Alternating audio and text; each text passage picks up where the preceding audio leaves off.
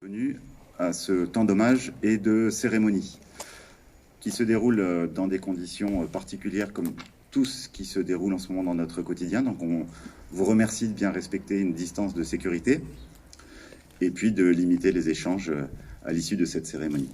Merci.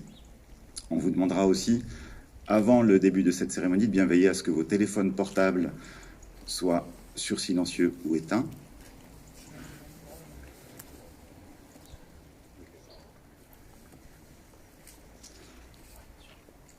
Merci beaucoup.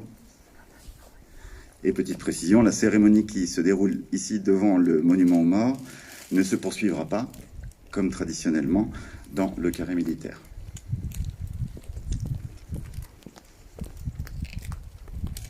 Nous sommes réunis à l'occasion du 102e anniversaire de l'armistice de 1918 pour la commémoration de la victoire de la France et de la paix le 11 novembre et pour un hommage à tous les morts pour la France. Garde à vous.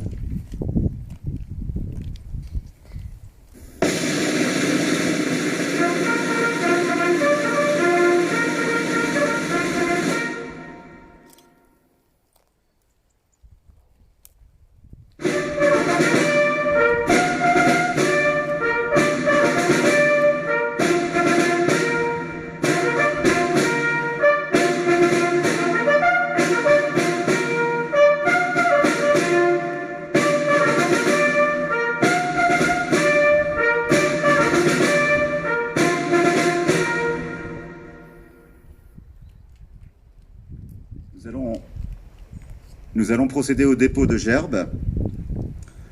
Monsieur Gilbert Bouget, représentant de la FNACA, au nom de toutes les associations d'anciens combattants, et Monsieur le maire, Laurent Amadieu.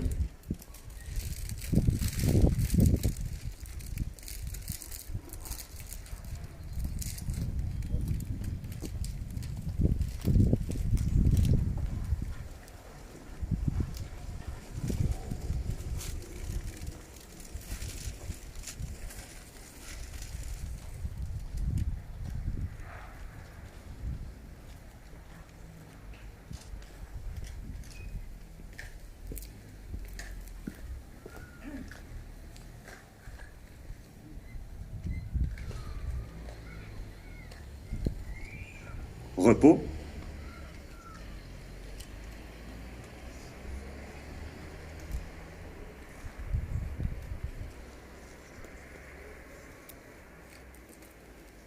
Nous allons procéder à la lecture du message de Madame Geneviève Darrieussecq, secrétaire d'État auprès de la ministre des Armées, par Madame Catherine Kamowski, députée.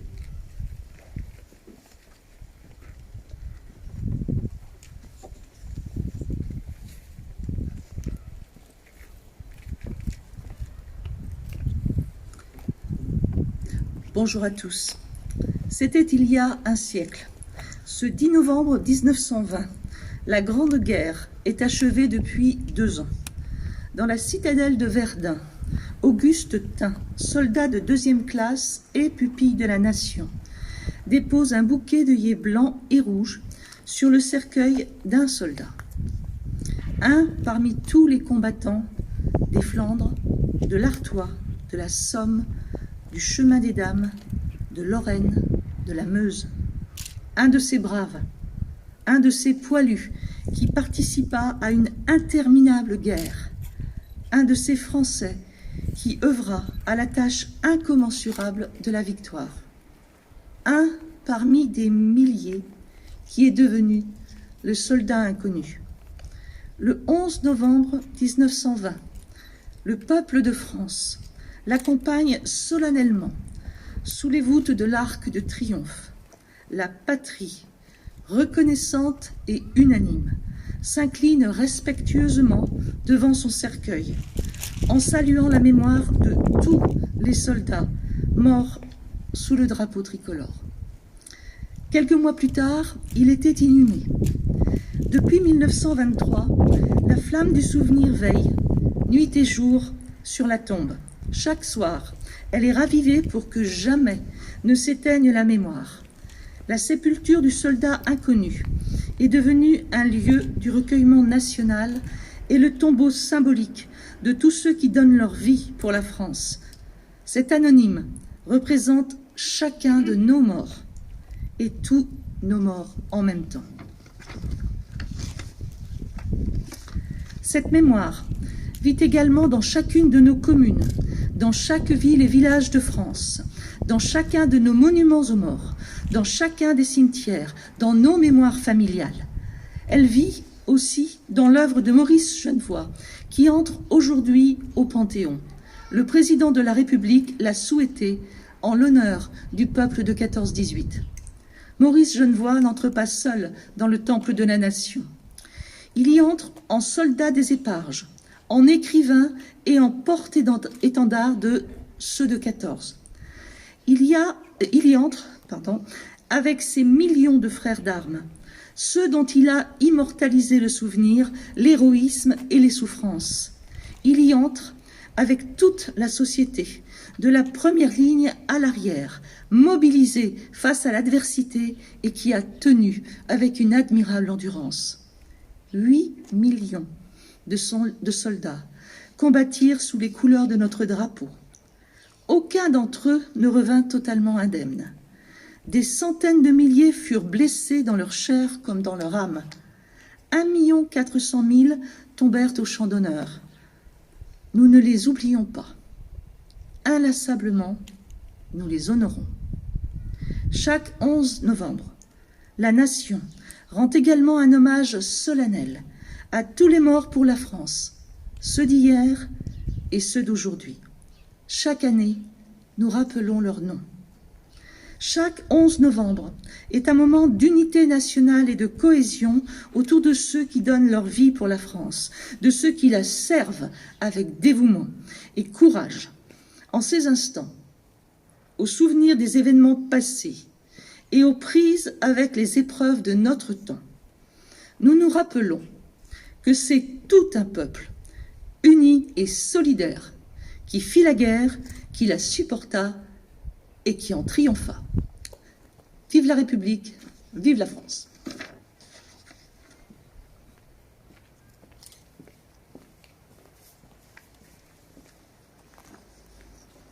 Lecture à présent du message de l'UFAC par Madame Claude Guiral.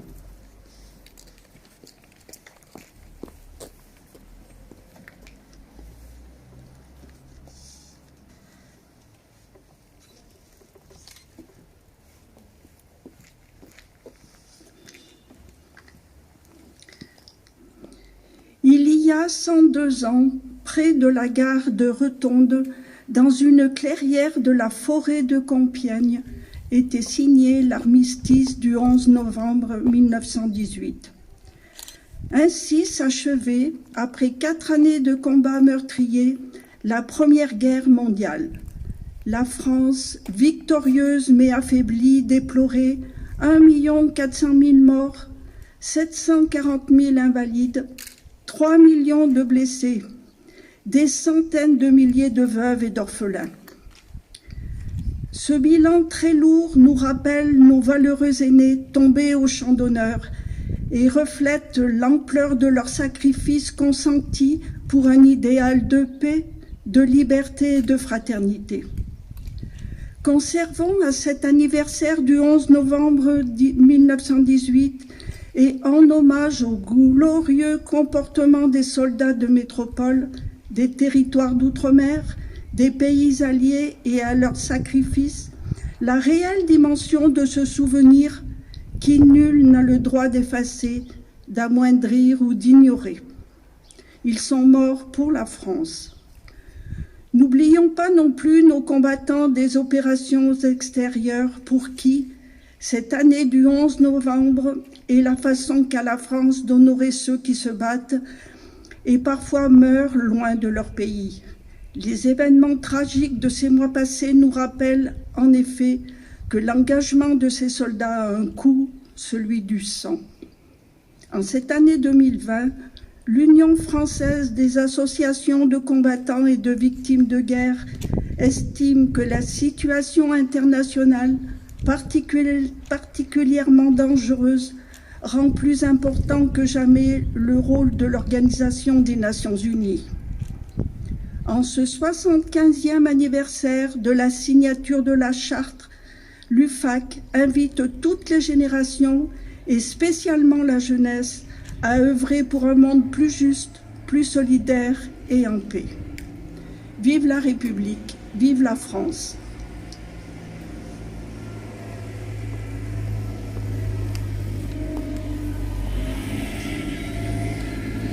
Et intervention à présent de Monsieur Laurent Amadieu, maire de Saint-Égrève.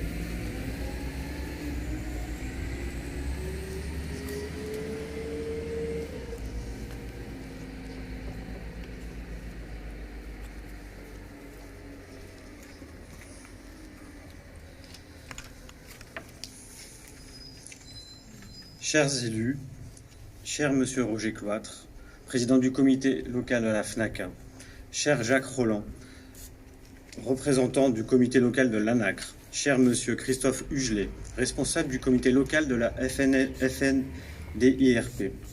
messieurs les représentants du 93e régiment d'artillerie de montagne de Vars, chers Saint-Égrévoises, chers Saint-Égrévois, chers amis.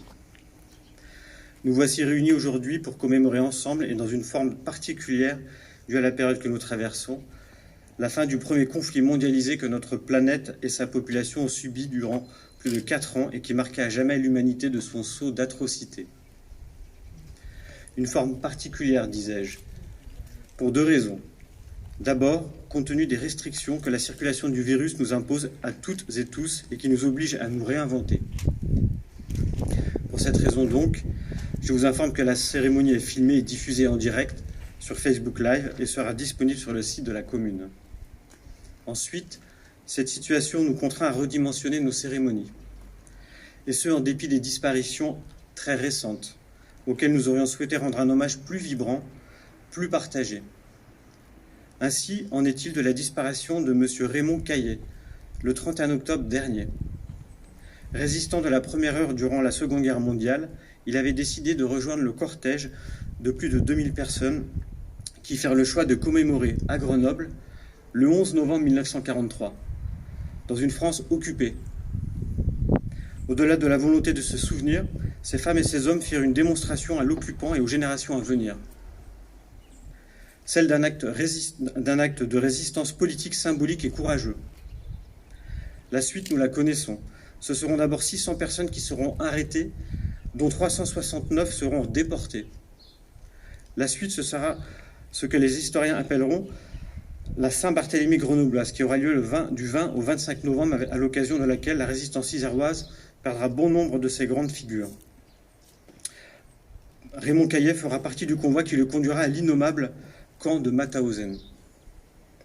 L'état d'urgence sanitaire nous empêche donc aujourd'hui, comme ce fut le cas pour Alfred Roland, de rendre un hommage à la hauteur de l'homme.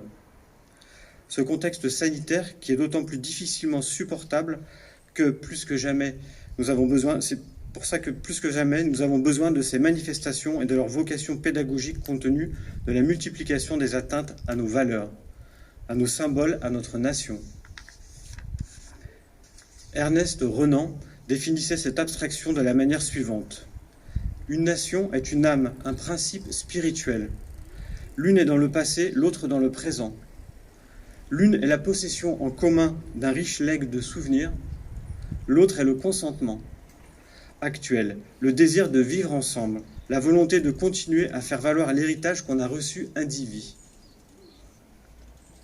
S'il paraît aujourd'hui plus que jamais nécessaire de sanctuariser cette définition et d'en faire un objet commun, un ciment social reliant notre passé à notre avenir dans le présent, nous devons garder à l'esprit les tragédies issues de l'exacerbation de ce sentiment d'appartenance. Il y a 1 siècle et 2 ans donc, le vieux continent, excité et nourri à la haine de l'autre, se comporte en poudrière politique et militaire, prête à exploser au moindre écart diplomatique. Le 28 juin 1914, l'assassinat du couple héritier du trône austro-hongrois par un nationaliste serbe en sera l'étincelle et le jeu des alliances, le comburant. Tous les éléments seront donc réunis pour que les grandes nations européennes, leurs empires coloniaux et leurs alliés choisissent de marquer à jamais l'histoire par la puissance d'une déflagration due à l'évolution de la technique, de l'industrie et au nombre des participants. Jamais au cours des siècles qui précédèrent, l'intelligence humaine ne se sera autant concentrée sur la destruction de la vie humaine. L'ensemble des avancées industrielles et scientifiques furent mises à contribution à cette cause morbide. L'utilisation des gaz, du napalm, les premiers camps de concentration et le premier génocide, celui des Arméniens, firent leur apparition au cours de cette période qui mobilisera 65 millions d'hommes, dont 9 millions mourront au combat. Au-delà de ces chiffres qui donnent le tournis, il y a eu une autre forme de vie durant cette période, hors du temps. Le quotidien des poilus, la vie dans les tranchées, la boue, la peur, la déshumanisation. L'incompréhension face à la folie humaine qui atteint son premier point d'orgue au cours de cette période. Autant de destins fracassés sur l'autel de la haine de l'autre. Ce passage du patriotisme au nationalisme mènera même la France à se retourner contre ses enfants, fusillant pour l'exemple ses propres soldats à la suite des mutineries. Les autres, les plus chanceux, qui auront survécu aux balles ennemies, aux Rosalie, aux obus et au gaz, reviendront avec des séquelles psychologiques irréversibles lorsqu'ils ne vinrent pas grossir les rangs des gueules cassées. Tous eurent à cœur de tenir un discours incantatoire, celui du plus jamais ça, un vœu pieux trop vite oublié par les hommes au fil du temps. Paradoxalement, cette période verra aussi quelques trop maigres lueurs d'espoir au détour des trêves de Noël de 1914, de 1915, de 1916, entre certains soldats des troupes britanniques, allemandes, françaises, sur le front. De même, le recours à la main-d'œuvre féminine dans les usines d'armement constitua sans doute le germe social qui mènera des années plus tard à l'émancipation des femmes. Enfin, dans le contexte sanitaire actuel, comment ne pas avoir une pensée particulière pour les victimes de l'épidémie de la grippe espagnole? Cette pandémie qui fait entre 50 et 100 millions de morts supplémentaires à l'issue de la guerre. Aujourd'hui, nous avons plus que jamais besoin de commémorer notre histoire. 9 ans après la disparition de Claude Schoulle, dernier poilu décédé à l'âge de 110 ans, le 5 mai 2011, nous devons continuer de nous souvenir ensemble et de nourrir l'œuvre mémorielle. Nous aurions souhaité pour ce faire pouvoir associer à la fois les enseignants, les élèves et les écoles de musique, comme cela se fait à Saint-Égrève, pour pouvoir continuer ensemble ce travail initié par nos pères. Ce dernier est long, mais plus que nécessaire. Il est thérapeutique, il est vital. Aussi, je vous remercie pour votre présence aujourd'hui en dépit de cette contrainte d'adaptation et d'organisation de cette commémoration qui nous permet de penser notre histoire. Car, comme l'écrivait Hannah Arendt dans son ouvrage « La banalité du mal », l'être humain ne doit jamais cesser de penser. C'est le seul rempart contre la barbarie. Action et parole sont les deux vecteurs de la liberté. S'il cesse de penser, chaque être humain peut agir en barbare. Je vous remercie.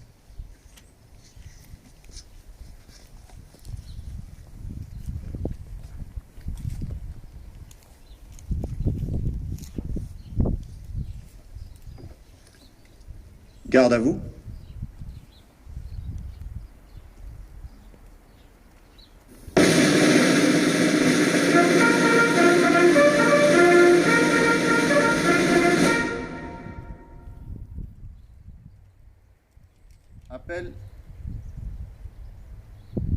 Appel aux morts. Félix Bataillard, mort pour la France. André Charles, mort pour la France. Henri Charlier, mort pour la France. Jacques Diry, mort pour la France. Joseph Gémon, mort pour la France. Pierre Jay de Lavis, mort pour la France. Adrien Levet, mort pour la France. Pierre Ray, mort pour la France. Joseph Sauze, mort pour la France. Noël Tropel, mort pour la France.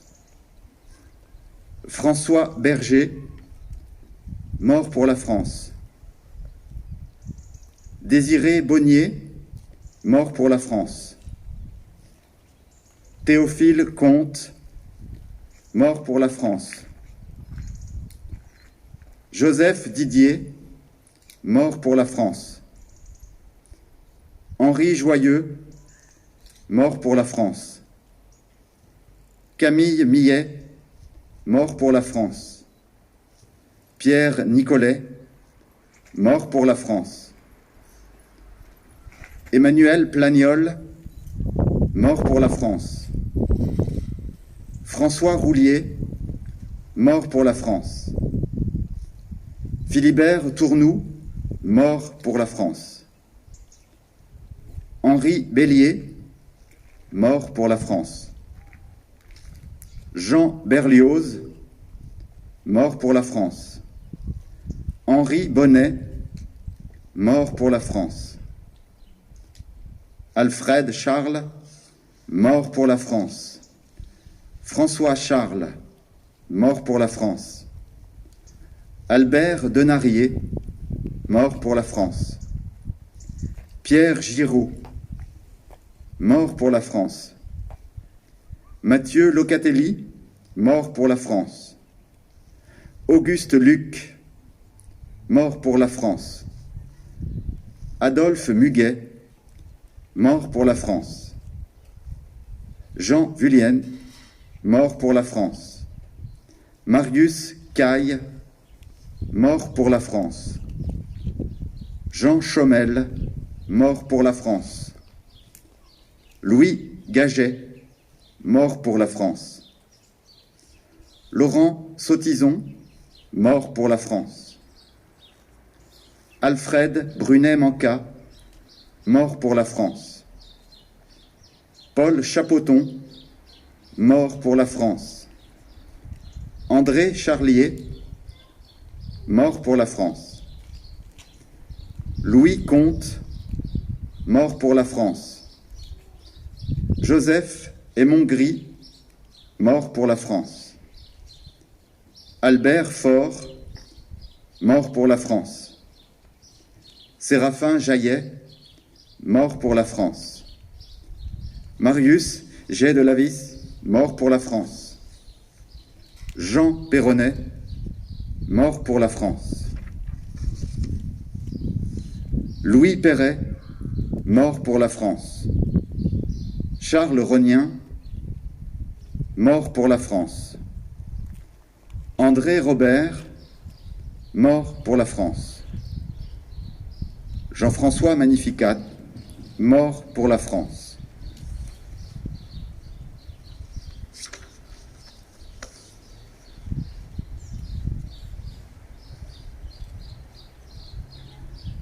Chef de bataillon, Clément Frison-Roche, du 5e régiment d'hélicoptères de combat, mort pour la France. Chef de bataillon, Benjamin Gireux, du 5e régiment d'hélicoptères de combat, mort pour la France.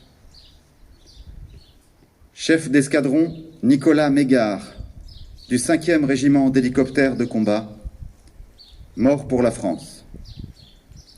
Capitaine Pierre-Emmanuel Bockel, du 5e régiment d'hélicoptères de combat, mort pour la France. Capitaine Alex Maurice, du 5e régiment d'hélicoptères de combat, mort pour la France. Major Julien Carrette, du 5e régiment d'hélicoptères de combat, mort pour la France. Maréchal des logis, Romain Salle de Saint-Paul, du 5e régiment d'hélicoptères de combat, mort pour la France. Chef d'escadron, Romain Chomel de Jarnieux, du 4e régiment de chasseurs, mort pour la France. Adjudant Alexandre Protin, du 4e régiment de chasseurs, mort pour la France. Maréchal des logis-chefs Valentin Duval, du 4e régiment de chasseurs, mort pour la France. Maréchal des logis-chefs Antoine Serre, du 4e régiment de chasseurs, mort pour la France. Adjudant Jérémy Lezy, du 93e régiment d'artillerie de montagne, mort pour la France. Adjudant Andrei Jouk, 2e régiment étranger de génie, mort pour la France. Caporal-chef Volodomir Ribonchouk, 1er régiment étranger de génie, mort pour la France. Brigadier-chef Dmitro Martignouk, 1er régiment étranger de cavalerie, mort pour la France. Brigadier Kevin Clément, 1er régiment étranger de cavalerie, mort pour la France. Brigadier Tojo Azina, Razafin Salma, 1er régiment de hussards parachutistes, mort pour la France. Maréchal des logis, Andy Fila, 14e régiment d'infanterie et de soutien logistique parachutiste, mort pour la France. Maréchal des logis, 1er régiment de hussards parachutistes, mort pour la France. Brigadier Arnaud Volpe, 1er régiment de hussards parachutistes, mort pour la France.